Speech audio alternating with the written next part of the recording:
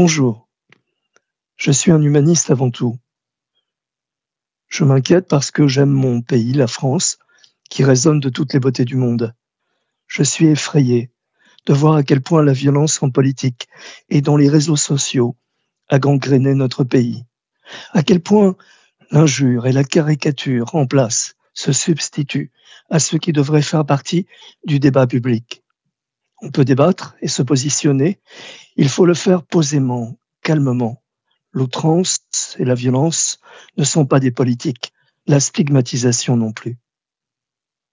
C'est ainsi que je suis soucieux du sort qui est réservé aux immigrés et aux réfugiés.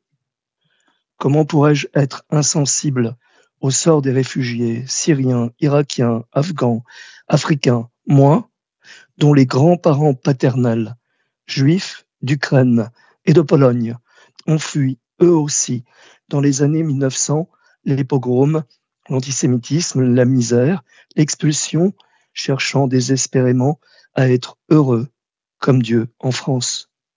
J'ai compris alors très tôt, à l'énoncé des récits de ma grand-mère, que de toutes les gloires de la France, la plus grande des gloires est d'être le pays des droits de l'homme.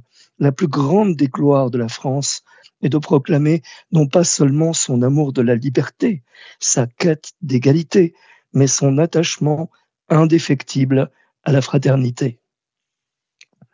Que va faire la France ? Dernièrement, l'île de Lampedusa fait l'actualité. Près de 10 000 migrants y ont posé les pieds, mais les pays européens réchignent et tergiversent quant à leur accueil.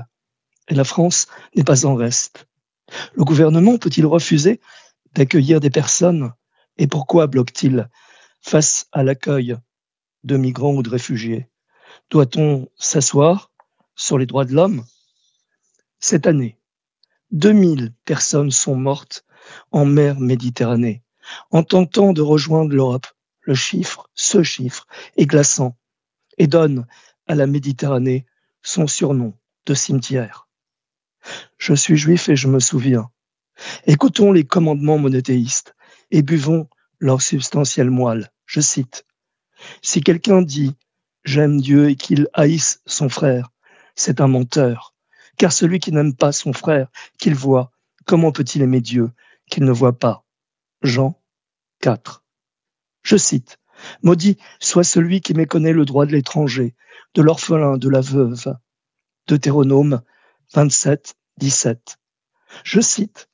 Si un étranger réside avec vous dans votre pays, vous ne le molesterez pas.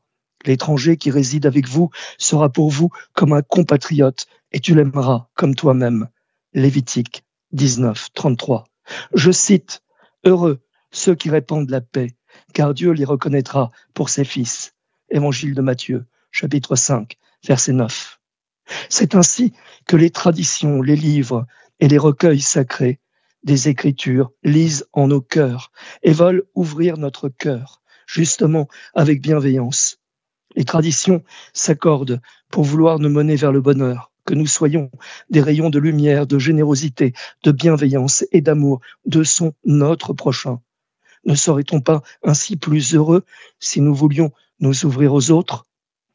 L'humilité, la sérénité, l'offrande, la générosité, la compassion encore, l'accueil, la fraternité envers autrui, y compris l'étranger ou le réfugié, l'amour de son prochain, le partage, le don de soi, l'amour toujours sont là, les commandements. Et peu importe que l'on soit religieux ou non, on doit tendre vers l'humanité. Et si je vous vois alors aimer intensément votre prochain, lorsque je sens cette flamme puissante et qu'à votre tristesse infinie succède le doux bonheur, pour que vos mains se tendent, que vos yeux pétillent, que votre sourire apaise, que votre cœur devient l'humanité tout entière, je sens que l'on peut croire encore en un monde meilleur. L'humanité est un don, il porte un nom, il s'appelle l'amour. Il n'a pas pour nom ceux et celles qui jettent aux chiens l'humanité, parce qu'ils n'aiment pas les étrangers, les immigrés, les réfugiés. Alors aujourd'hui, n'en déplaise à certains, aux populistes d'extrême droite d'abord, qui ne goûtent qu'à la peur, au racisme, au mépris, aux sectaires qui ne goûtent qu'à l'égoïsme petit bourgeois, aux indifférents, que rien n'interpelle jamais, que la France s'honorera à accueillir non pas toute la misère du monde, mais quelques damnés de la terre. Et comme le disait Martin Luther King, je proclame l'oreille, j'ai décidé d'opter pour l'amour. La haine est un fardeau trop lourd à porter.